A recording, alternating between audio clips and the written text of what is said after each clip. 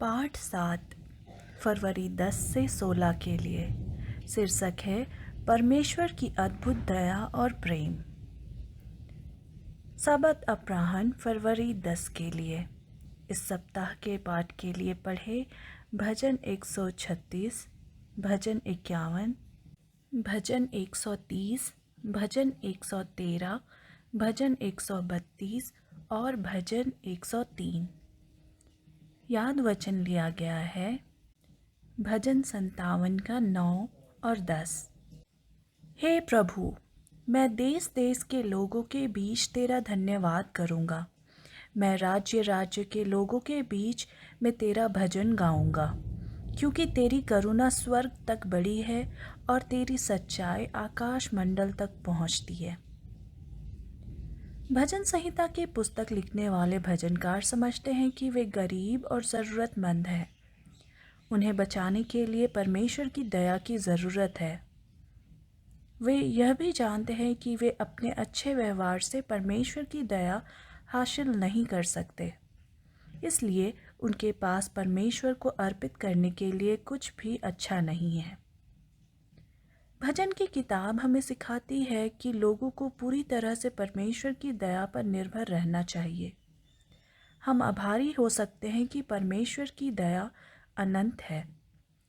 परमेश्वर के लोगों का इतिहास हमें बाइबल की यह सच्चाई दिखाता है। परमेश्वर ने जो कुछ भी बनाया है वह वैसा ही है। भजन 136। परमेश्वर अनंत है, परंतु मानव जीवन घास के समान है।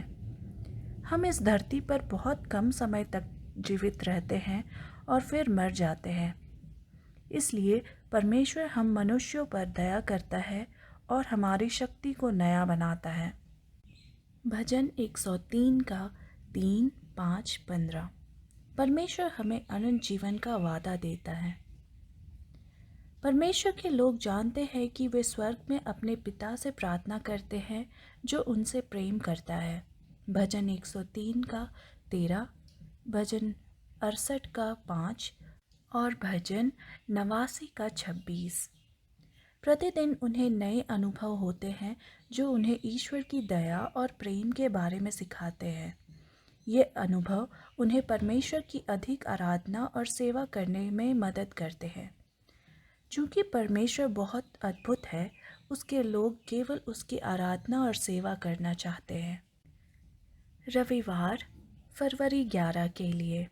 शीर्षक है परमेश्वर की दया सदैव बनी रहती है। भजन 136। भजन 136 पढ़े। इस कविता में बाइबल का सबसे महत्वपूर्ण सत्य क्या है? भजनकार को इस विचार का प्रमाण कहाँ मिलता है? भजन 136 परमेश्वर के लोगों से अनुग्रह के लिए परमेश्वर की स्तुति करने को कहता है। परमेश्वर के लोग इस्राएल और उनके इतिहास में उसकी बनाई चीज़ों में उसकी दया देख सकते हैं। भजन 136 का 4 और 9 और भजन 136 का 10 से 22। शब्द दया हिब्रू शब्द खेसेद से आया है, जिसका अर्थ है कि परमेश्वर का प्रेम कभी विफल नहीं होता या बदलता नहीं है। प्रभु ईश्वरों का ईश्वर और प्रभुओं का प्रभु है। भजन 136 का 2 और 3।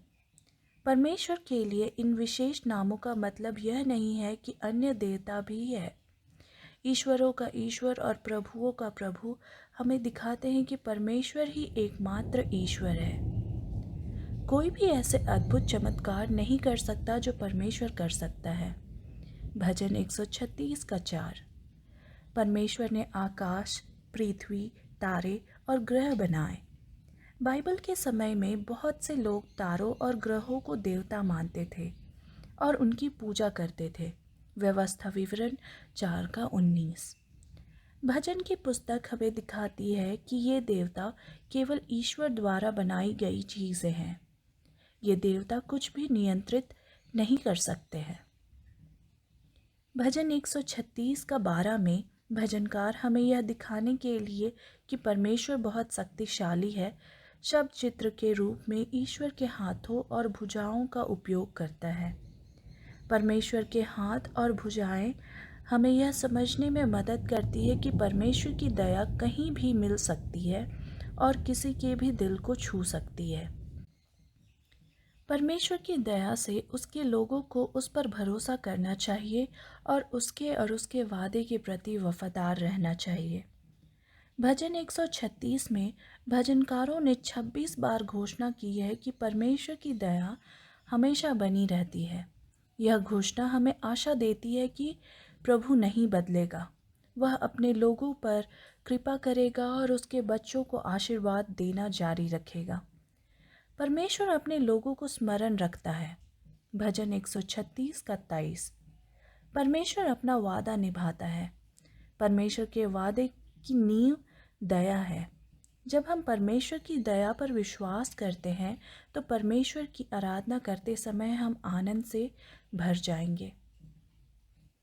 भजन 136 का 23 से 25 हमें यह बताने के साथ समाप्त होता है कि कैसे परमेश्वर इस पृथ्वी पर हर किसी और हर चीज़ की परवाह करता है।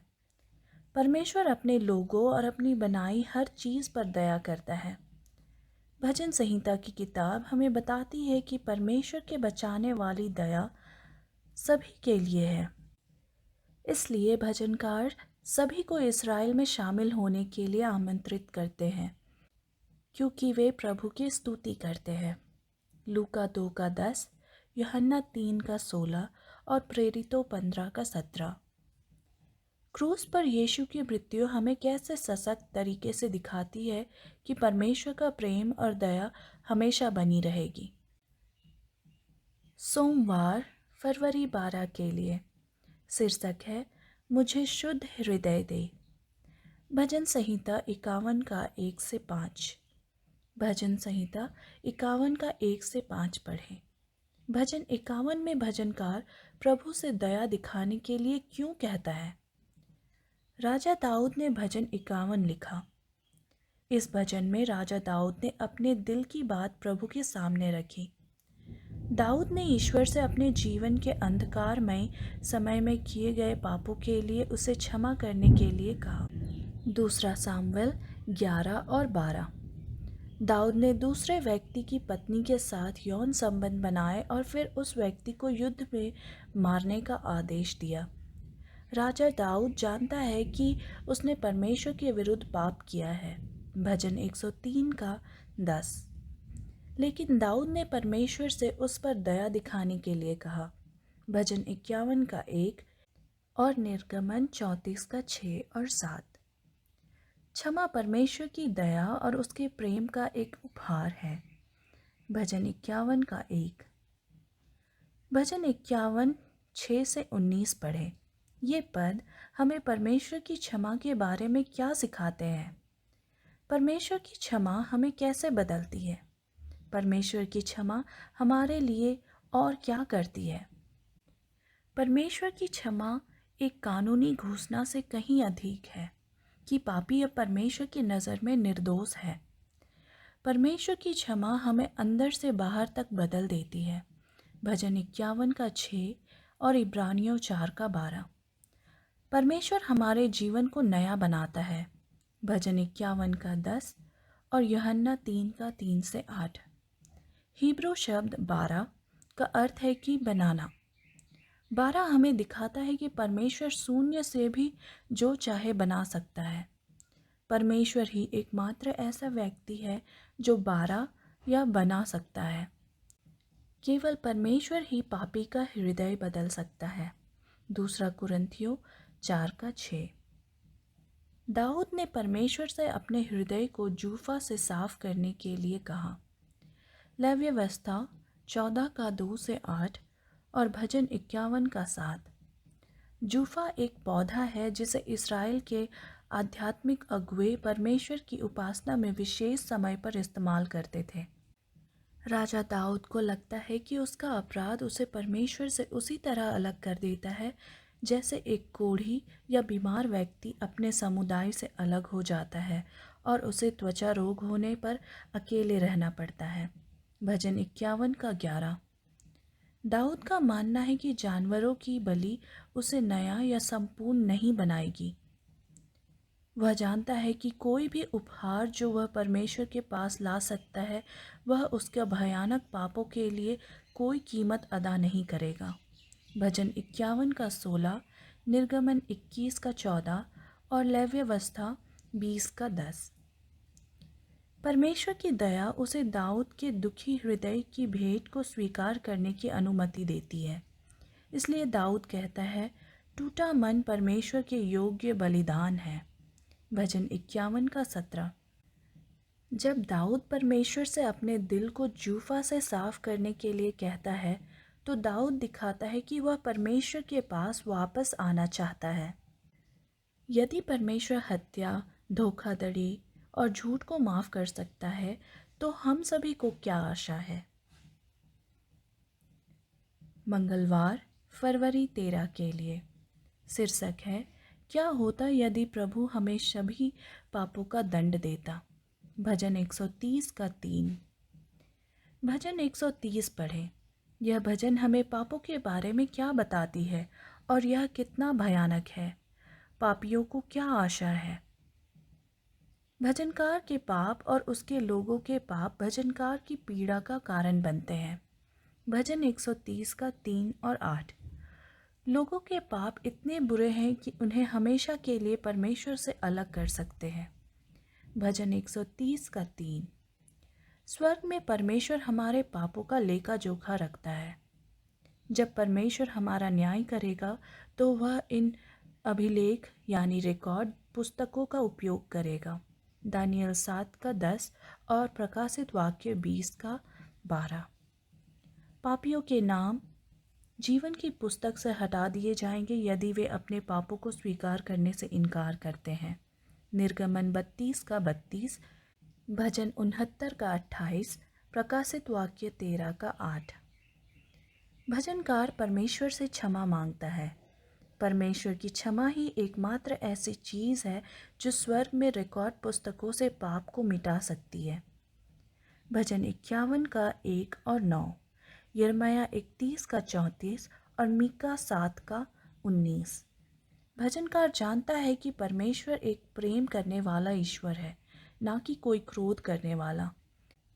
परमेश्वर केवल तभी क्रोधित होता है जब लोग उसके प्रेम के उपहार के प्रति आभारी नहीं होते हैं। परमेश्वर हमें हानि पहुंचाने के लिए अपना क्रोध हम पर नहीं बरसाता है। परमेश्वर का क्रोध हमें चंगा करने के लिए है। परमेश्वर हमें नष्ट नहीं करना चाहता, वह अपने लोगों को बचाना चाहता है। होशे 6 का 1 और 2 पढ़ें। परमेश्वर हमारे पापों को क्षमा करना पसंद करता है, ना कि उनके लिए हमें दंडित करना। परमेश्वर का क्षमाशील प्रेम हमारे हृदयों को भी प्रेम से भर देता है। तब हम उसकी आराधना और सम्मान करना चाहते हैं। भजन 130 का 4, रोमियो 2 का 4। हमें परमेश्वर की उपासना इसलिए करनी चाहिए क्योंकि हम उसका सम्मान करते हैं और उससे प्यार करते हैं, ना कि इसलिए कि हम उसकी सज़ाओं से डरते हैं। परमेश्वर के बच्चों को धैर्य रखना चाहिए और प्रभु की प्रतीक्षा करनी चाहिए। भजन 27 का 14 और भजन 37 का 34। क्या हम प्रभु द्वारा हमारी प्रार्थनाओं का उत्तर देने की प्रतीक्षा करते हुए बैठे रहते हैं और कुछ नहीं करते हैं? बिल्कुल नहीं। जब हम प्रभु की प्रतीक्षा करते हैं तो हम विश्वास के साथ प्रभु के वादों को पकड़ लेते हैं और मजबूती से पकड़ लेते हैं। प्रभु में भजनकार की आशा बाइबल से आती है। भजन 130 का 5। इसलिए प्रभु पर हमारी प्रतीक्षा कभी भी समय की बर्बादी नहीं है। प्रभु की प्रतीक्षा करना वह समय नहीं है जब हम कुछ नहीं करते हैं। परमेश्वर की ओर से सहायता तब मिलेगी जब हमें इसकी सबसे अधिक आवश्यकता होगी। क्या आपने देखा है कि भजनकार कैसे परमेश्वर से अपने विश्वास के समुदाय में सभी की मदद करने के लिए कहता है? भजन 130 का 7 और 8 में भजनकार जानता है कि समुदाय में हर कोई जुड़ा हुआ है, इसलिए वह अपने और पूरे समुदाय के लिए प्रार्थना करता है। मसीही होने के नाते हम भी एक विश्वासी समुदाय का हिस्सा हैं, इसलिए हमें एक दूसरे के लिए प्रार्थना करना याद रखना चाहिए। बुधवार फरवरी 14 के लिए शीर्षक है परमेश्वर की महिमा हो। भजन 113 और भजन 123। भजन 113 और भजन 123 पढ़ें। ये भजन किस लिए परमेश्वर की स्तुति करते हैं? भजन 113 और भजन 123 दोनों ही परमेश्वर की दया और उसकी राजकीय शक्ति या महिमा के लिए स्तुति करते हैं। केवल परमेश्वर ही स्वर्ग में सिंहासन पर बैठ सकता है। अतः परमेश्वर का सिंहासन हमें उसकी महिमा दिखाता है कि वह शक्तिशाली भी है। परमेश्वर पृथ्वी पर या आकाश में किसी भी अगुवे से अधिक शक्तिशाली है। परमेश्वर उन सब से ऊपर है। भजन 113 का 4 और 5 और भजन 123 का 1। इसीलिए भजनकार कहता है, हमारे परमेश्वर यहोवा के तुल्य कौन है? भजन 113 का 5। यह भजन भजनकार के विश्वास को दर्शाता है। भजनकार का मानना है कि पृथ्वी पर या स्वर्ग में कोई भी इस्राएल के परमेश्वर से अधिक शक्तिशाली नहीं है। यहोवा का सिंहासन पृथ्वी से ऊंचा है। भजनकार कहता है, प्रभु हमसे इतना ऊपर है कि वह आकाश और पृथ्वी को देखने के लिए नीचे देखता है। भजन 113 का 6। लेकिन प्रभु अपने बच्चों की देखभाल के लिए झुकने को तैयार है। परमेश्वर यहाँ पृथ्वी पर जो कुछ भी होता है उसे देखता है, क्योंकि प्रभु दया से परिपूर्ण है। वह गरीबों और ज़रूरतमंदों को उनकी परेशानियों से बचाने के लिए तैयार है। प्रभु स्वयं को अपने सेवकों से नहीं छिपाता, भले ही वे बहुत दूर हो।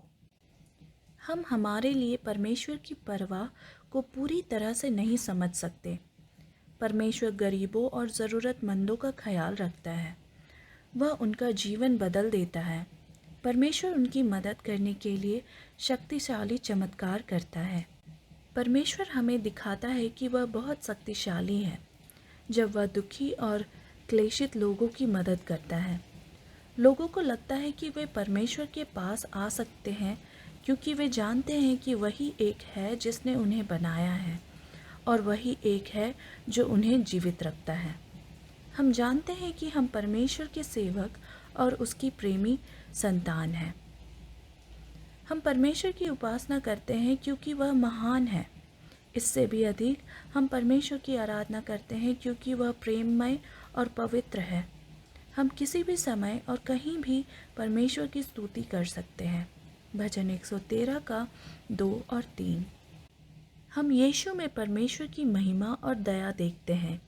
यीशु हमें बचाने के लिए स्वर्ग में अपना सिंहासन छोड़कर इस धरती पर आने को तैयार था।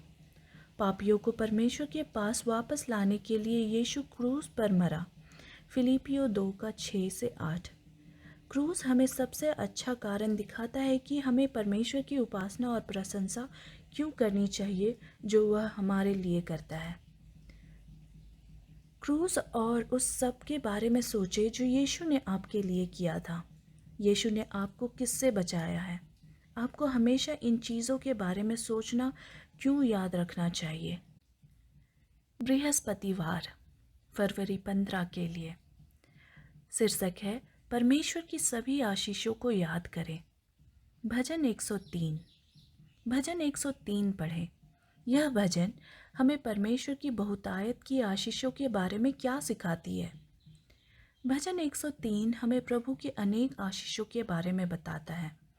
आशीर्वाद में प्रभु द्वारा हमारे लिए किया गया हर अच्छा कार्य शामिल है। भजन संहिता 103 का 2। प्रभु हमें बहुत सी अच्छी वस्तुएं देता है। भजन 103 का 3 से 6। प्रभु हमें यह आशीष देता है क्योंकि वह प्रेम का परमेश्वर है। प्रभु हमें यह आशीष भी देता है क्योंकि वह अपने लोगों के साथ किए गए अपने वादे को याद रखता है और उसे निभाता है। भजन संहिता 103 का 7 से 18। प्रभु को याद है कि मनुष्य कमज़ोर है और केवल थोड़े समय के लिए ही जीवित रहता है, इसलिए प्रभु को अपने लोगों पर दया आती है। भजन 103 का 13 से 17। बाइबल में याद रखने का क्या अर्थ है? याद रखना अतीत में हुई किसी चीज़ के बारे में सोचने से कहीं अधिक है। याद रखने का मतलब है कि हम अब कुछ करने के लिए कार्यवाही करते हैं। जब परमेश्वर को अपना वादा याद आता है तो वह कार्य करता है। वह अपने लोगों की मदद करने के लिए आता है। वह अपनी दया के कारण उन्हें जीवित रखता है। भजन 103 का 3 से 13। भजन संहिता 103 का 11 से 16 में भजनकार हमें यह दिखाने के लिए शक्तिशाली शब्द चित्रों का उपयोग करता है कि परमेश्वर की दया की तुलना केवल आकाश से की जा सकती है, जहाँ सभी ग्रह और तारे हैं। परमेश्वर के लोगों को उसकी दया के लिए कैसे धन्यवाद देना चाहिए? सबसे पहले परमेश्वर के लोगों को प्रभु को धन्य कहना चाहिए। भजन 103 का 1 और 2। जब हम किसी को आशीर्वाद देते हैं तो हमारा आशीर्वाद एक उपहार के समान होता है। हमारा उपहार आध्यात्मिक हो सकता है या हमारा उपहार कुछ ऐसा हो सकता है जिसकी किसी को आवश्यकता हो। उत्पत्ति 49 का 25 और भजन 5 का 12। हमारे पास जो कुछ भी है वह परमेश्वर से आया है। तो हम परमेश्वर को कैसे आशीर्वाद दे सकते हैं जब वह पहले से ही हमारे पास मौजूद हर चीज़ का मालिक है? बाइबल हमें दिखाती है कि हम परमेश्वर की स्तुति या धन्यवाद उसी तरह कर सकते हैं जैसे इस्राएलियों ने राजा सुलेमान को उनके लिए किए गए हर काम के लिए धन्यवाद दिया था। पहला राजा 8 का 66 और आयूब 29 का 13 भी पढ़े।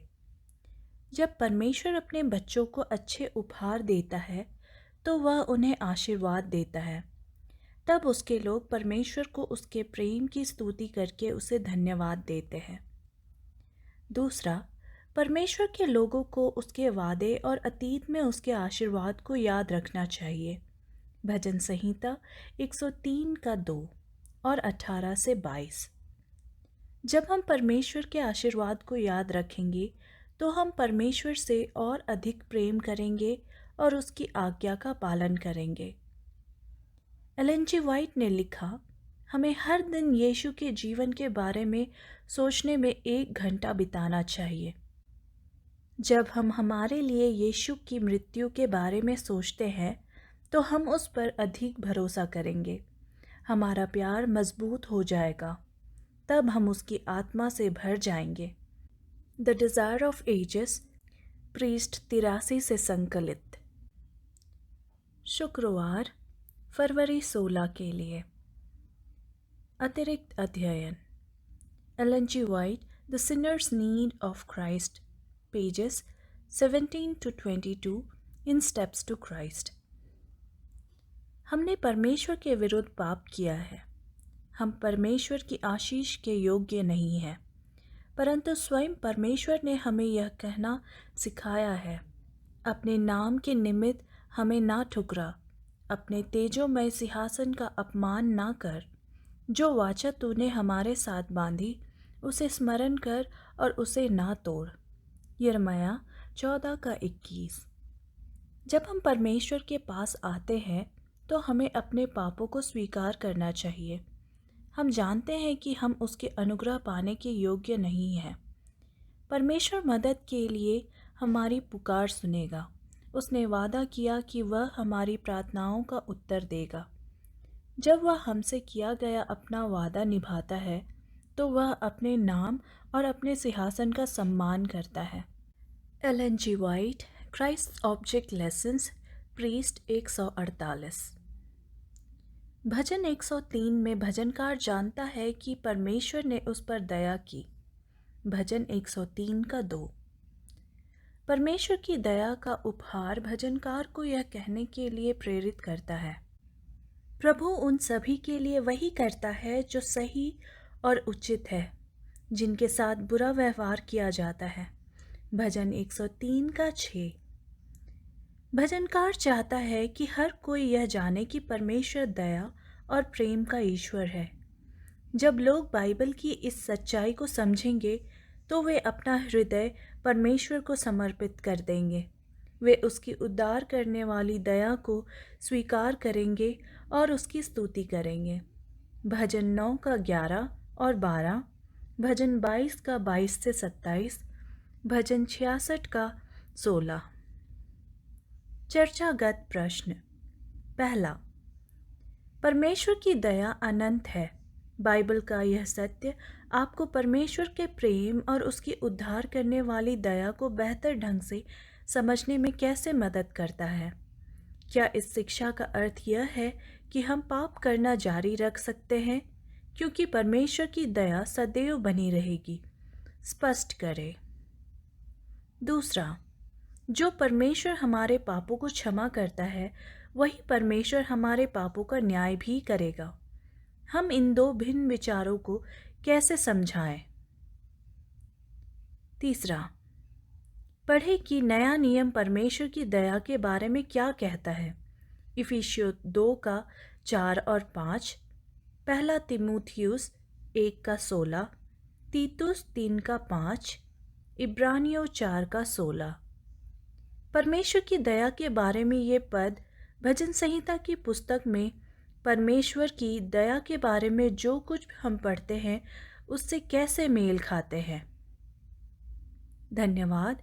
परमेश्वर आपको आशीष दे।